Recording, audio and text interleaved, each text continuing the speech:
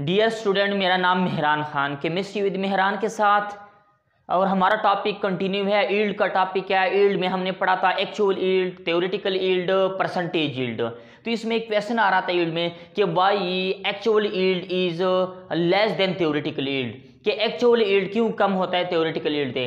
तो इसमें ये कुछ रीज़न है जिसकी वजह से हमारे पास एक्चुअल ईल्ड कम आ जाता है। आप लोगों को पता है कि थ्योरेटिकल ईल्ड तो हमारे पास वैसे बैलेंस केमिकल इक्वेशन से आता है, लेकिन जब हम लैब में जाते हैं और वहाँ पे ईल्ड हासिल करते हैं तो वो ईल्ड हमारा एक्चुअल ईल्ड होता है।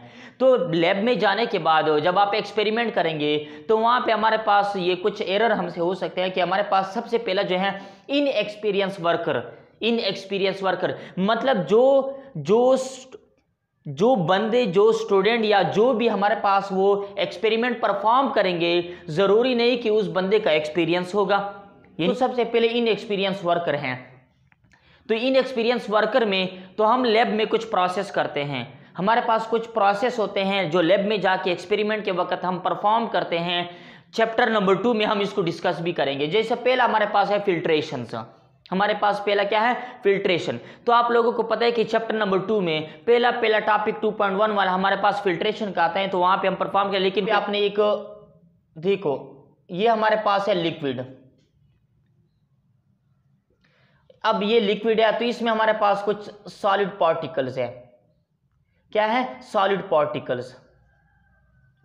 लिक्विड है और सॉलिड पार्टिकल्स है। अब अगर हम ये लिक्विड से ये सॉलिड पार्टिकल को अलग करना चाहते हैं, प्रोसेस होता है वो फिल्ट्रेशन होता है। किस तरह होता है? आप लोगों ने देखा होगा लैब में हमारे पास होता है फनल।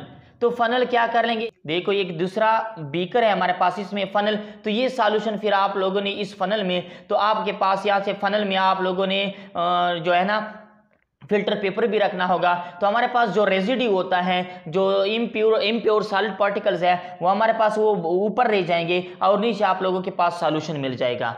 तो ये क्या होता है? फिल्ट्रेशन प्रोसेस होता है। इसके बाद हमारे पास दूसरा है सेपरेशन बाय डिस्टिलेशन।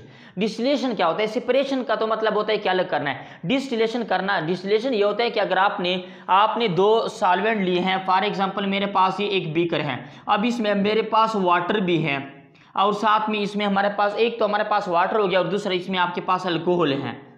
क्या है? अल्कोहल है।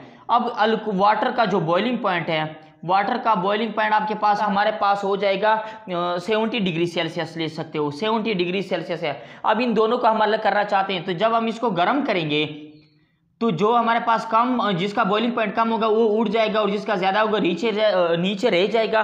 तो हम जब बॉइलिंग पॉइंट की मदद से सॉल्वेंट को अलग करते हैं तो इसको बोला जाता है डिस्टिलेशन।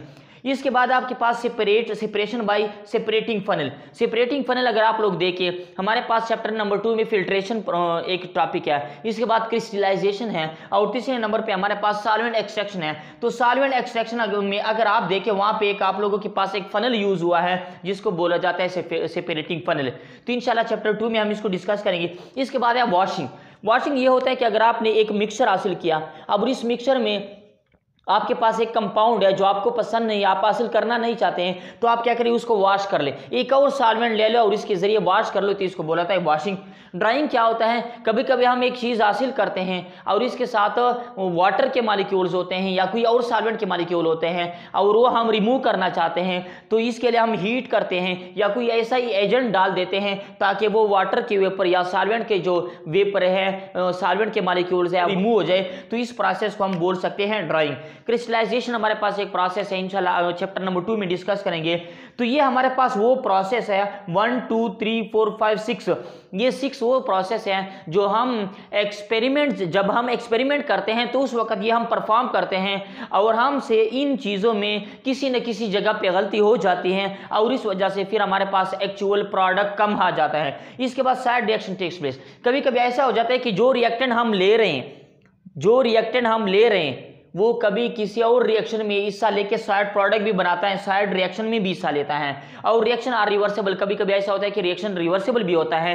तो इंतहाई आसान टॉपिक है, why actual yield is always less than theoretical yield. पहला रीजन ये है कि जो बंदा एक्सपेरिमेंट परफॉर्म कर रहा है, क्योंकि एक्चुअल यील्ड हमें मिलता है परफॉर्म करने के बाद, एक्सपेरिमेंट करने के बाद, तो हो सकता है कि हम जो बंदा वो एक्सपेरिमेंट कर रहा हो वो इनएक्सपीरियंस हो, उसका एक्सपीरियंस ना हो, तो इसकी वजह से आपके पास प्रोडक्ट कम आ जाएगा, कम हो जाएगा। इसके बाद ये प्रोसेस है। देखो जाहिर बात है, कभी हम कोई फॉर एग्जांपल हमने जो एग्जांपल लिया था कि हम 2H2 प्लस O2 आपस में लिख के 2H2O बनाएगा, तो हमने लिखा कि 4 ग्राम्स ऑफ हाइड्रोजन, इसके बाद हो गया 32 ग्राम ऑफ ऑक्सीजन, बनेगा 36 ग्राम ऑफ H2O। तो अब एक इनएक्सपीरियंस पर्सन है, उसने कहा कि मैं 4 ग्राम हाइड्रोजन लेना चाहता हूं, लेकिन हाइड्रोजन तो गैस है, आपको होता है किसी जगह पे लीक हो सकता है, किसी जगह पे निकल सकता है। ये ऑक्सीजन भी इस तरह है, साथ में वाटर। और इस दफा जब वो वेट करेगा, वेट करने के दौरान या फिल्ट्रेशन के दौरान या ड्राइंग के दौरान, वॉशिंग के दौरान, सेपरेशन के दौरान, किसी भी टाइम इनसे एरर हो सकती है, और इसके बाद एरर होने की वजह से, कमी बेशी होने की वजह से आपका जो एक्चुअल प्रोडक्ट है वो कम हो जाएगा।